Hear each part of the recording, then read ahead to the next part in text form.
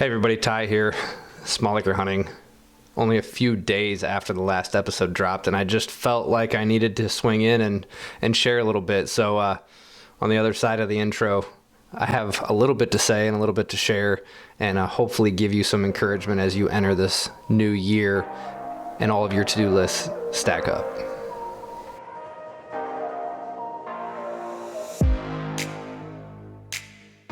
You are listening to the Small Liquor Hunting Podcast, the hunting podcast that is free of advertisements, bought and paid for opinions, and minutes of sponsorships.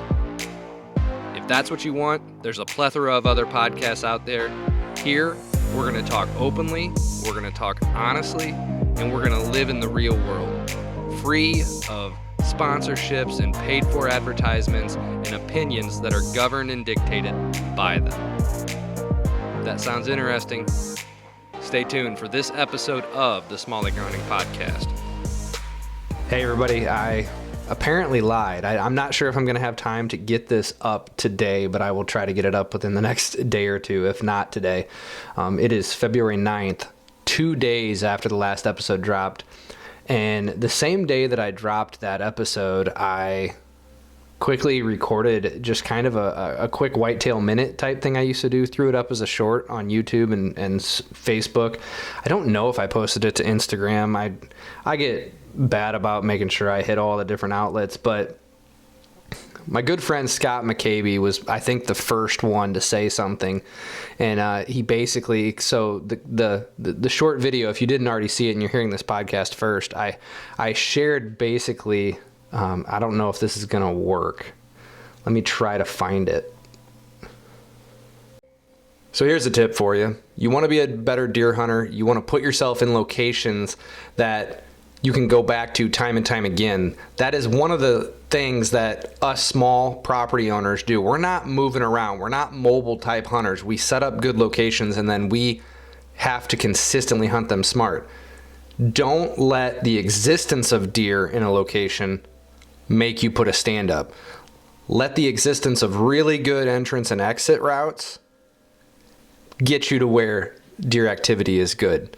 It's not the other way. And when you start to realize that subtle difference between those two things, that's when you might begin to unlock the potential of your property. And you're no longer going to be the biggest negative influence of deer activity on it.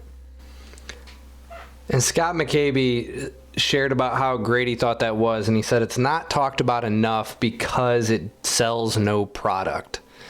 And that is so true. Yeah, sure, I think consultants could talk about things like this. I think people out there who sell themselves will somewhat, but to be honest with you, I think Scott hit the nail on the head there. And then I had other people messaging me. I had people share, can you elaborate upon that? Can you kind of unpack that, if you will, a little bit? So the theory of not allowing, and basically that's the whole catalyst for this podcast, is the request to kind of unpack that a little bit. And it was encouraging. So I was like, you know what? I'm just going to go down. I'm going to sit down, no script, no notes, no nothing. I'm just going to kind of see if I can unpack this for people. So the whole concept of it is a lot of hunters allow, images on their trail camera, or maybe they'll get some photos of deer in a location, or maybe they'll find a lot of sign on a spot, or maybe they'll allow a food plot to dictate where they're going to hunt. But basically they're allowing deer activity to pick a location instead of allowing sound entrance and exits to pick the location.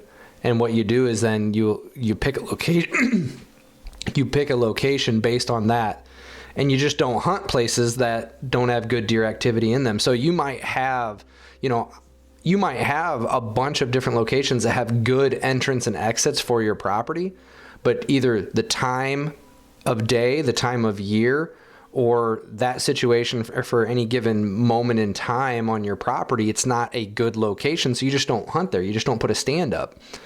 But too many make the mistake of, I got deer there, so I got to get in there and I got to hunt. If I could help anybody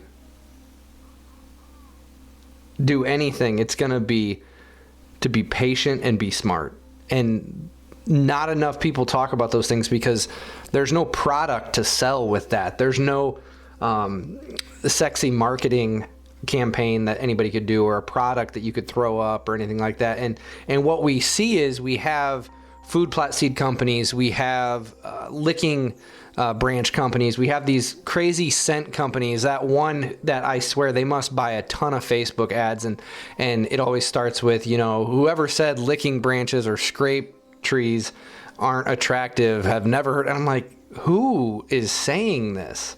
But anyways, those companies are basically geared towards trying to make you see a location is good, but only if their products are involved.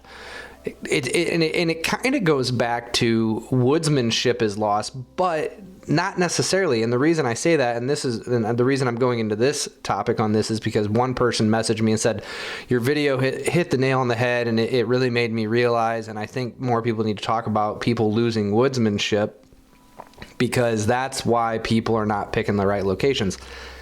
Yes and no. I think it depends on if in woodsmanship you also insert that to have a high level of woodsmanship means you have to have a high level of patience, and you have to have a high level of self-control, and you have to have a high level of wisdom.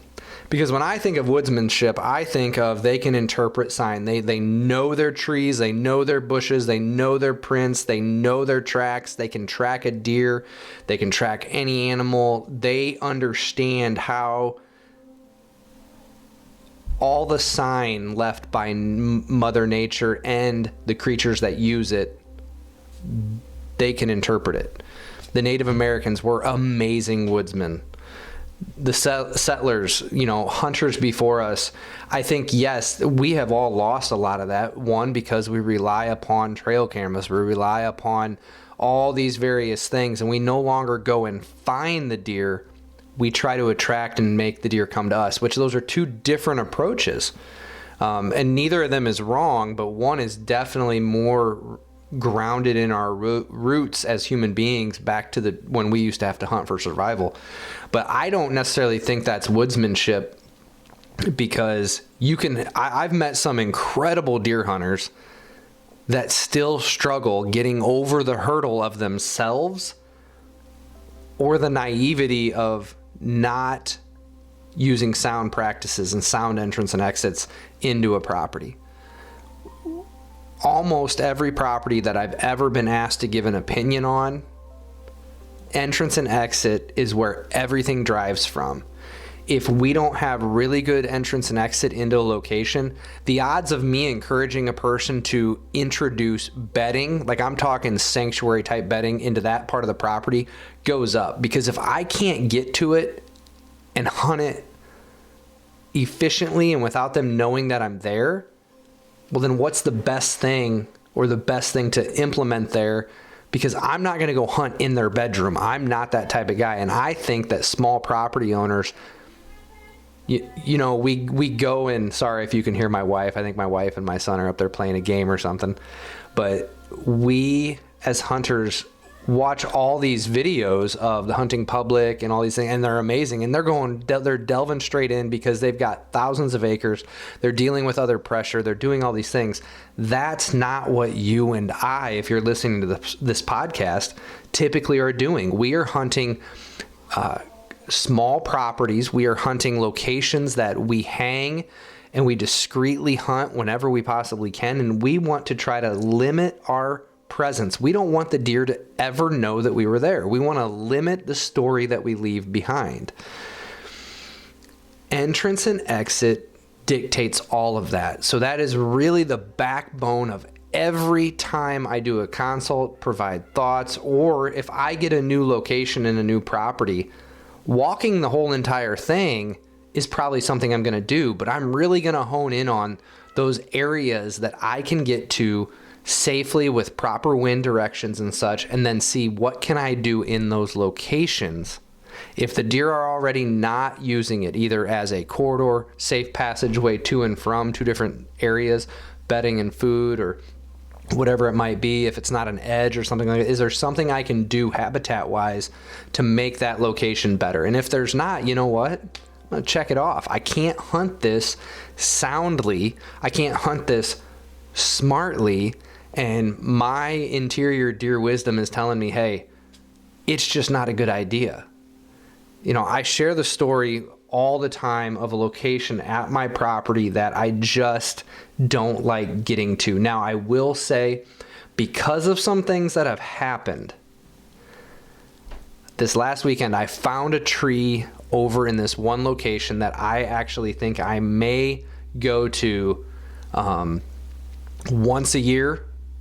If nothing blows and I don't disturb anything, I might come back the next day, but I'm talking, these are those all-day sits.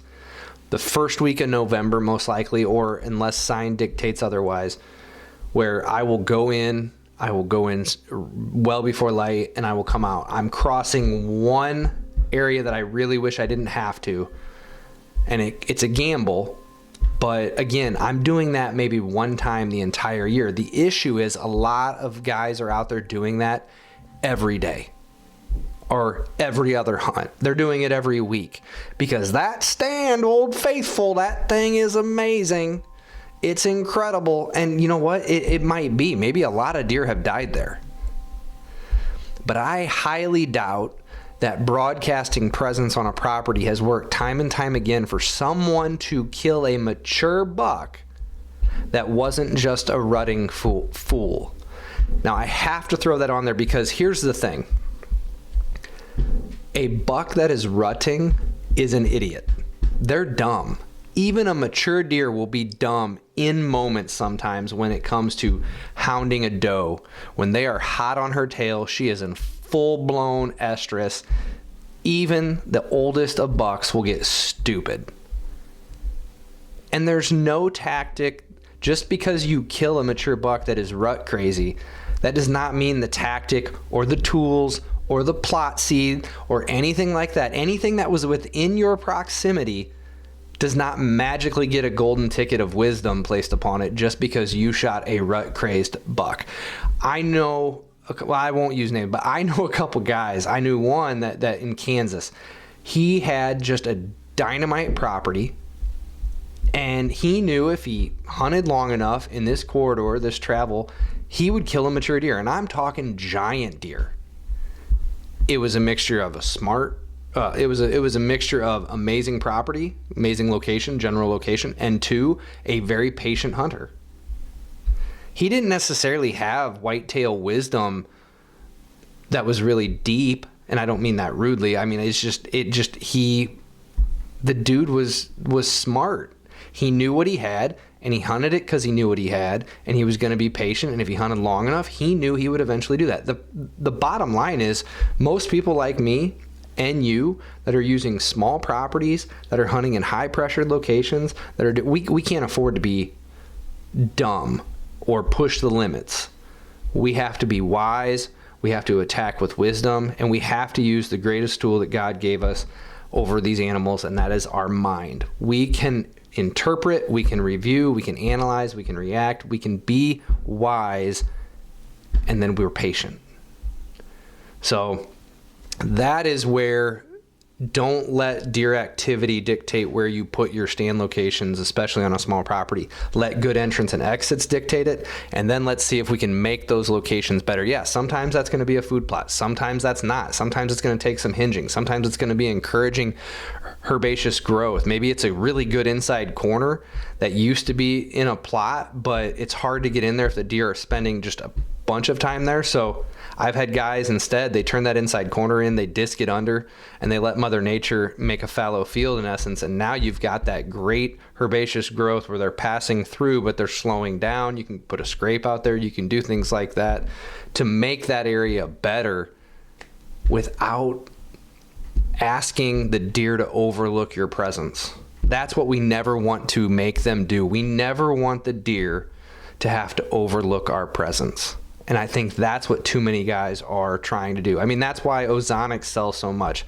That's why some people are so tore up on camouflage. Now, I've got some strong feelings about possibly the impact of camouflage after 1 year of using Osseo, but again, it's way too new. It's only been 1 year. It's all anecdotal, but I'll share on that in the future. But again, though, you don't need all those things.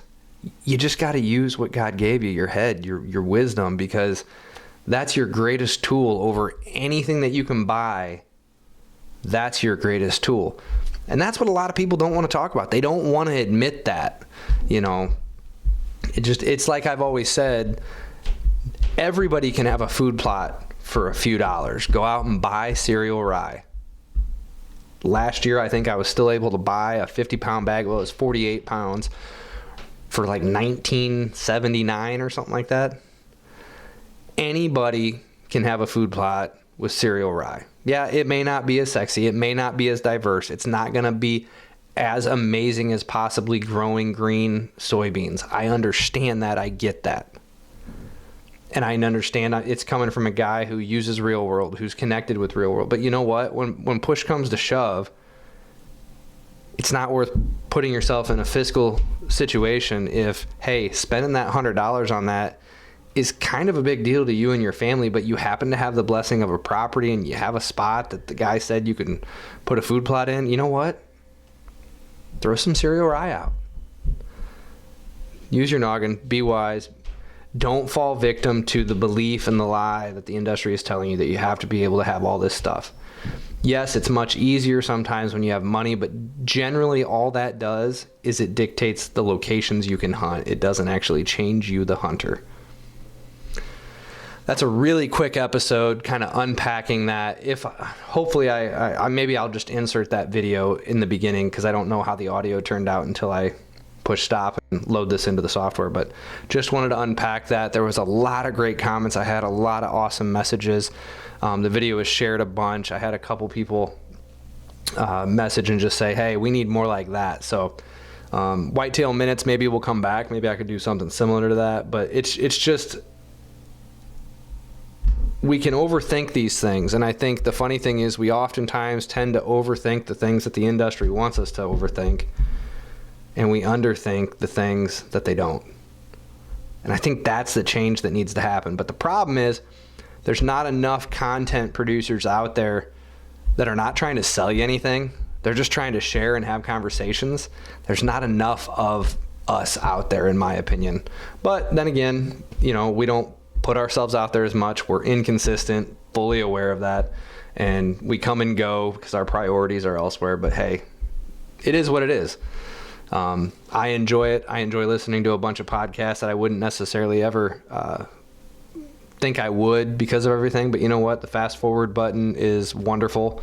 And there's usually some good content on anybody's platform out there, depending on who the guest is or what the conversation is. So if you like this discussion, and if you want to hear maybe some real life examples, or maybe I can map out a few things, I've oftentimes thought, why don't I just randomly pull up parcel that I have no history with, parcel that I have nothing else, and just pretend like, hey, somebody's writing me, or hey, I got permission on this property. What is my mind going into that thinking?